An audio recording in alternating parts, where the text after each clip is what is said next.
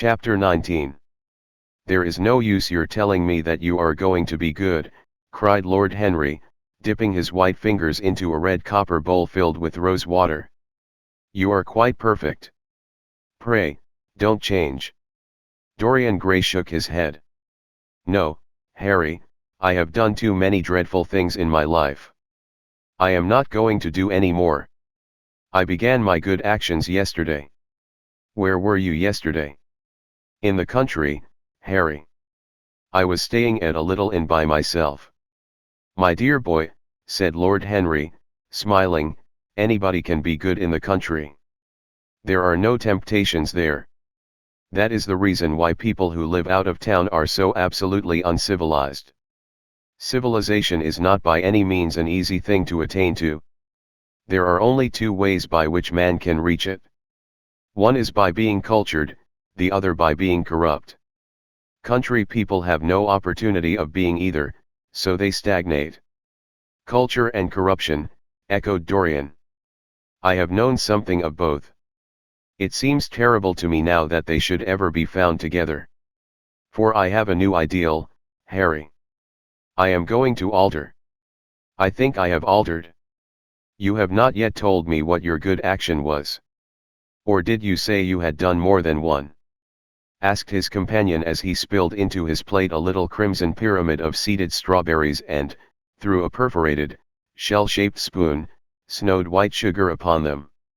I can tell you, Harry. It is not a story I could tell to anyone else. I spared somebody. It sounds vain, but you understand what I mean. She was quite beautiful and wonderfully like Sybil Vane. I think it was that which first attracted me to her. You remember Sybil, don't you? How long ago that seems. Well, Hetty was not one of our own class, of course. She was simply a girl in a village. But I really loved her. I am quite sure that I loved her. All during this wonderful May that we have been having, I used to run down and see her 2 or 3 times a week. Yesterday she met me in a little orchard. The apple blossoms kept tumbling down on her hair, and she was laughing. We were to have gone away together this morning at dawn. Suddenly I determined to leave her as flower-like as I had found her. I should think the novelty of the emotion must have given you a thrill of real pleasure, Dorian, interrupted Lord Henry. But I can finish your idyll for you. You gave her good advice and broke her heart. That was the beginning of your reformation. Harry, you are horrible. You mustn't say these dreadful things. Hetty's heart is not broken. Of course, she cried and all that. But there is no disgrace upon her.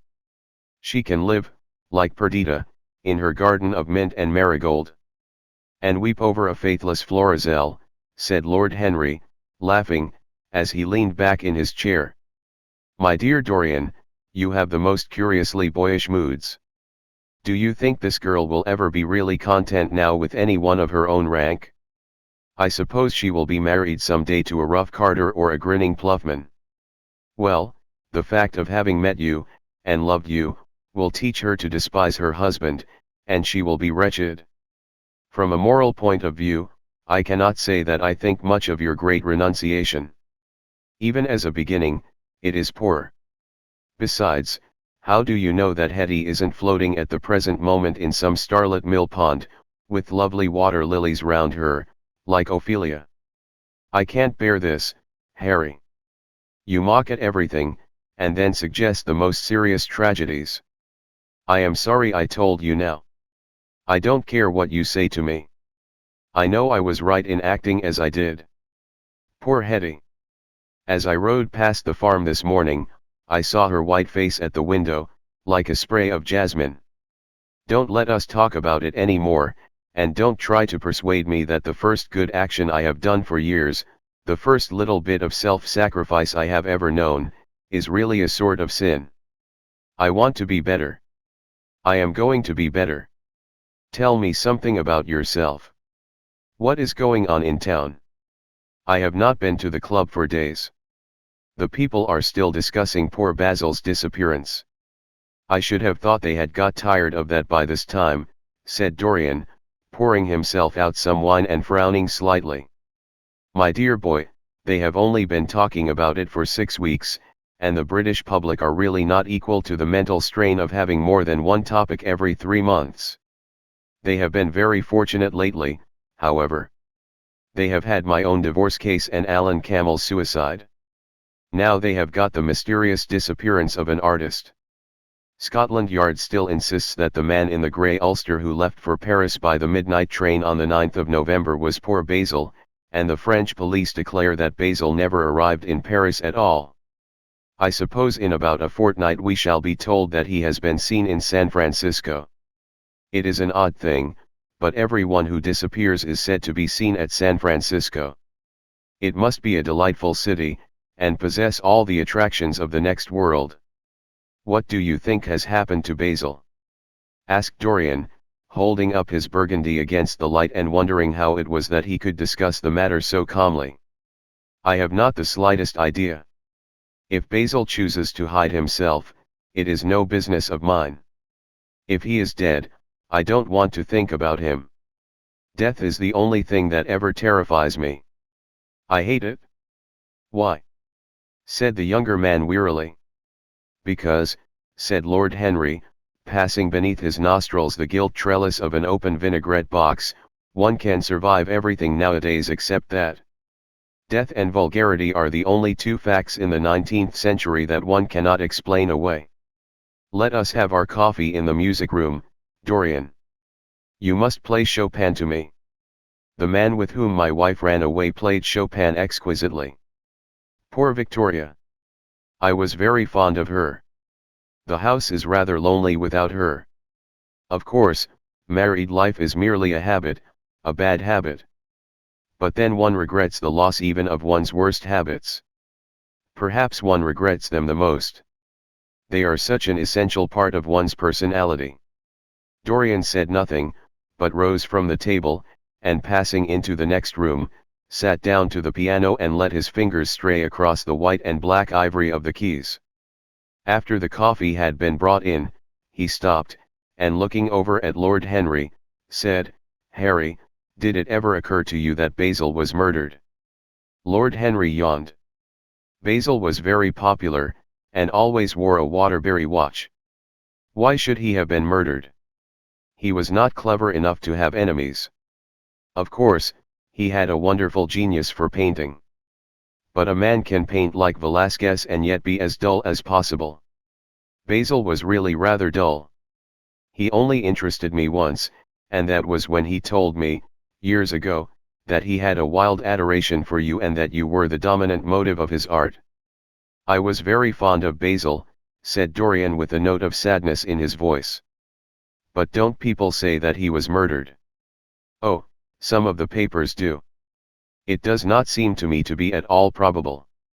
I know there are dreadful places in Paris, but Basil was not the sort of man to have gone to them. He had no curiosity. It was his chief defect. What would you say, Harry, if I told you that I had murdered Basil? Said the younger man. He watched him intently after he had spoken. I would say, my dear fellow, that you were posing for a character that doesn't suit you. All crime is vulgar, just as all vulgarity is crime. It is not in you, Dorian, to commit a murder. I am sorry if I hurt your vanity by saying so, but I assure you it is true. Crime belongs exclusively to the lower orders. I don't blame them in the smallest degree. I should fancy that crime was to them what art is to us, simply a method of procuring extraordinary sensations. A method of procuring sensations. Do you think, then, that a man who has once committed a murder could possibly do the same crime again? Don't tell me that. Oh. Anything becomes a pleasure if one does it too often, cried Lord Henry, laughing. That is one of the most important secrets of life.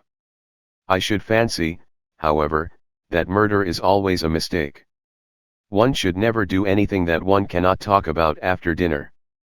But let us pass from poor Basil.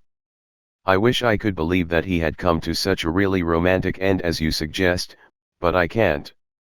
I dare say he fell into the Seine off an omnibus and that the conductor hushed up the scandal. Yes, I should fancy that was his end. I see him lying now on his back under those dull green waters, with the heavy barges floating over him and long weeds catching in his hair. Do you know, I don't think he would have done much more good work. During the last 10 years his painting had gone off very much. Dorian heaved a sigh, and Lord Henry strolled across the room and began to stroke the head of a curious Java parrot, a large, grey-plumaged bird with pink crest and tail, that was balancing itself upon a bamboo perch. As his pointed fingers touched it, it dropped the white scurf of crinkled lids over black, glass-like eyes and began to sway backwards and forwards. Yes, he continued, turning round and taking his handkerchief out of his pocket, his painting had quite gone off. It seemed to me to have lost something. It had lost an ideal. When you and he ceased to be great friends, he ceased to be a great artist. What was it separated you? I suppose he bored you. If so, he never forgave you. It's a habit bores have. By the way, what has become of that wonderful portrait he did of you? I don't think I have ever seen it since he finished it. Oh. I remember your telling me years ago that you had sent it down to Selby, and that it had got mislaid or stolen on the way. You never got it back. What a pity. It was really a masterpiece. I remember I wanted to buy it. I wish I had now. It belonged to Basil's best period. Since then, his work was that curious mixture of bad painting and good intentions that always entitles a man to be called a representative British artist. Did you advertise for it? You should. I forget, said Dorian. I suppose I did. But I never really liked it. I am sorry I sat for it. The memory of the thing is hateful to me. Why do you talk of it? It used to remind me of those curious lines in some play Hamlet, I think how do they run, dash. Like the painting of a sorrow. A face without a heart. Yes, that is what it was like. Lord Henry laughed. If a man treats life artistically, his brain is his heart, he answered, sinking into an armchair. Dorian Gray shook his head and struck some soft chords on the piano. Like the painting of a sorrow, he repeated, a face without a heart. The elder man lay back and looked at him with half-closed eyes. By the way, Dorian, he said after a pause, what does it profit a man if he gain the whole world and lose, how does the quotation run, dash his own soul? The music jarred, and Dorian Gray started and stared at his friend. Why do you ask me that, Harry? My dear fellow, said Lord Henry, elevating his eyebrows in surprise, I asked you because I thought you might be able to give me an answer. That is all. I was going through the park last Sunday, and close by the Marble Arch there stood a little crowd of shabby-looking people listening to some vulgar street preacher. As I passed by, I heard the man yelling out that question to his audience. It struck me as being rather dramatic. London is very rich in curious effects of that kind. A wet Sunday, an uncouth Christian in a mackintosh, a ring of sickly white faces under a broken roof of dripping umbrellas, and a wonderful phrase flung into the air by shrill hysterical lips. It was really very good in its way, quite a suggestion. I thought of telling the prophet that art had a soul, but that man had not. I am afraid, however, he would not have understood me. Don't, Harry. The soul is a terrible reality. It can be bought and sold and bartered away. It can be poisoned, or made perfect. There is a soul in each one of us. I know it. Do you feel quite sure of that, Dorian? Quite sure. Ah. Then it must be an illusion. The things one feels absolutely certain about are never true. That is the fatality of faith, and the lesson of romance. How grave you are. Don't be so serious. What have you or I to do with the superstitions of our age? No, we have given up our belief in the soul. Play me something. Play me a nocturne, Dorian, and, as you play, tell me, in a low voice, how you have kept your youth. You must have some secret. I am only 10 years older than you are, and I am wrinkled, and worn, and yellow. You are really wonderful, Dorian. You have never looked more charming than you do tonight. You remind me of the day I saw you first.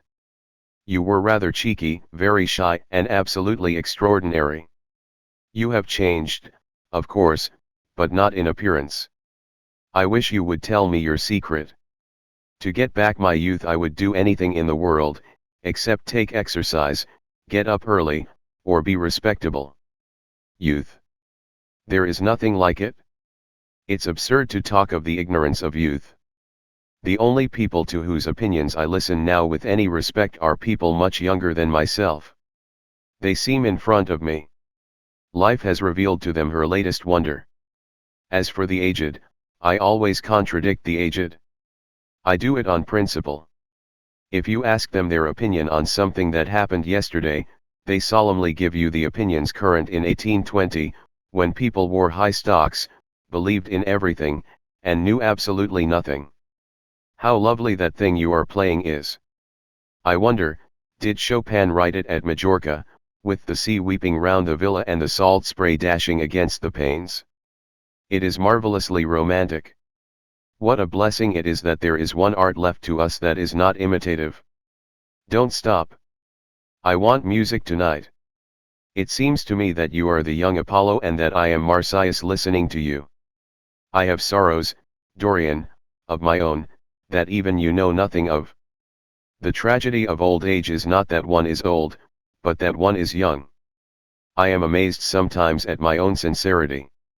Ah, Dorian, how happy you are. What an exquisite life you have had. You have drunk deeply of everything. You have crushed the grapes against your palate. Nothing has been hidden from you. And it has all been to you no more than the sound of music. It has not marred you. You are still the same. I am not the same, Harry. Yes, you are the same. I wonder what the rest of your life will be.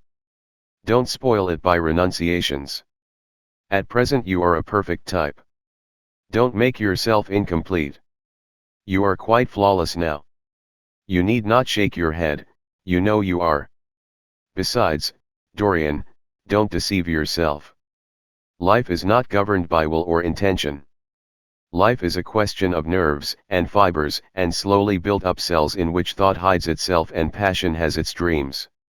You may fancy yourself safe and think yourself strong. But a chance tone of color in a room or a morning sky, a particular perfume that you had once loved and that brings subtle memories with it, a line from a forgotten poem that you had come across again, a cadence from a piece of music that you had ceased to play. I tell you, Dorian, that it is on things like these that our lives depend. Browning writes about that somewhere, but our own senses will imagine them for us.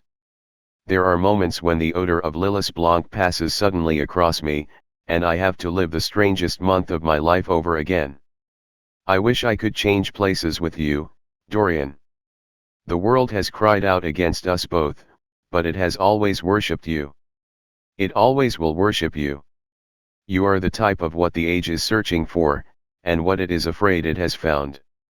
I am so glad that you have never done anything, never carved a statue, or painted a picture, or produced anything outside of yourself.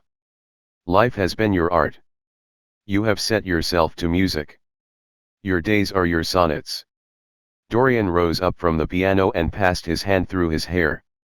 Yes, life has been exquisite, he murmured, but I am not going to have the same life, Harry. And you must not say these extravagant things to me. You don't know everything about me. I think that if you did, even you would turn from me. You laugh. Don't laugh. Why have you stopped playing, Dorian? Go back and give me the nocturne over again. Look at that great, honey-colored moon that hangs in the dusky air. She is waiting for you to charm her, and if you play she will come closer to the earth. You won't?